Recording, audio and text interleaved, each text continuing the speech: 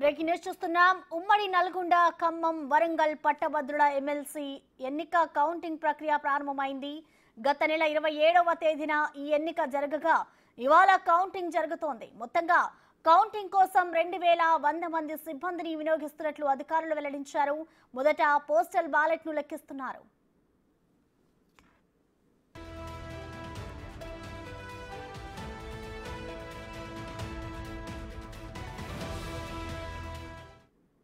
MLC ఉప ఎన్నిక counting కు సంబంధించిన మరింత సమాచారాన్ని మా ప్రతినిధి పుల్లారావు లైవ్ ద్వారా అందిస్తారు. పుల్లారావు, చెప్పండి, ఎమ్మెల్సీ ఉప ఎన్నిక కౌంటింగ్ ఏ విధంగా జరుగుతోంది? ప్రస్తుతం అక్కడున్న అప్డేట్స్ ఏంటి?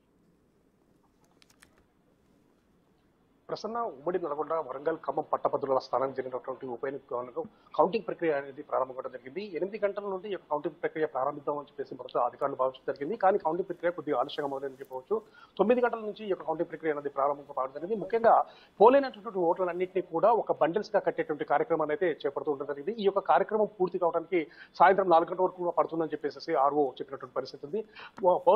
పట్టభద్రుల ఎమ్మెల్సీ స్థానానికి సంబంధించి మొత్తం 4,46,000 మంది పైన ఓటర్స్ ఉండగా కేవలం 3,36,000 ఓటర్లు మాత్రమే ఓటు హక్కును వినియోగించుకోవడం జరిగింది. అయితే ఓటు హక్కు వినియోగించుకున్నటువంటి యొక్క పట్టభద్రుల స్థానానికి సంబంధించేసి ఏవైతే ఇన్వాలిడ్ ఓట్స్ ఉన్నాయో ఇన్వాలిడ్ ఓట్స్ మొత్తం కూడా పక్కకు పెట్టేసిన తర్వాత మిగతా పోలైన ఓట్లన్నింటినీ కూడా చేసేసి దాంట్లో 50% పైగా ఎవరికైతే ఓటు సాధిస్తారో వారిని విజేతగా ప్రకటించే అవకాశం అయింది. అయితే మొదట ప్రాధాన్యత లెక్క ఓట్లు అనేది మొదటగా కౌంట్ చేయాలని చెప్పి భావిస్తున్నారు.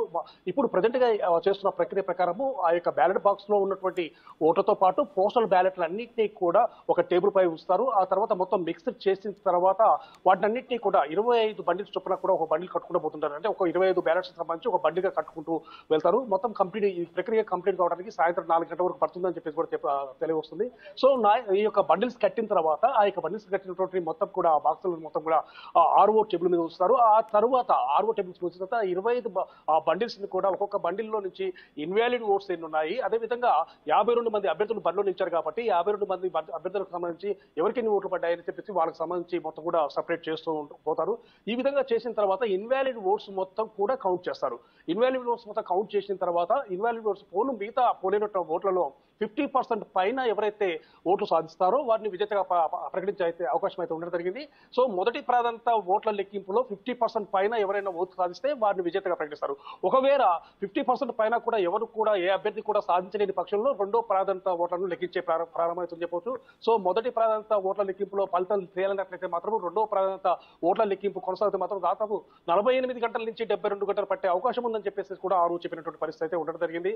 సో పోలైనటువంటి యొక్క 3,36,000 ఓట్లకు సంబంధించేసి మొదట బండిల్స్ కట్టిన తర్వాత ఓట్ల లెక్కింపు ప్రారంభించిన తర్వాత మొదటి ప్రాధాన్యత ఓట్లలో ఎవరికైతే రాదో, ఎవరికైతే దానికి సంబంధించిన మ్యాజిక్ ఫిగర్ చేరుకోరో ఆ యొక్క తర్వాత రెండో ప్రాధాన్యత అనేది కంటిన్యూ కావాల్సింది. సో ఈ ప్రక్రియ మొత్తం కూడా జరగడానికి చాలా సమయం పట్టే అవకాశం ఉందని చెప్పేసి కూడా తెలియవస్తుంది. దీనికి తగ్గట్టు ఏర్పాట్లు కూడా అధికారులు చేసే సందర్భం అయితే ఉంది. మొత్తంగా కూడా ఈ కౌంటింగ్ ప్రక్రియ అనేది అరౌండ్ 24 అవర్స్ కూడా కంటిన్యూ అయ్యే అవకాశం అయితే ఉండడం జరిగింది. షిఫ్ట్ గా దీని యొక్క చేద్దామని చెప్పి భావించడం జరిగింది.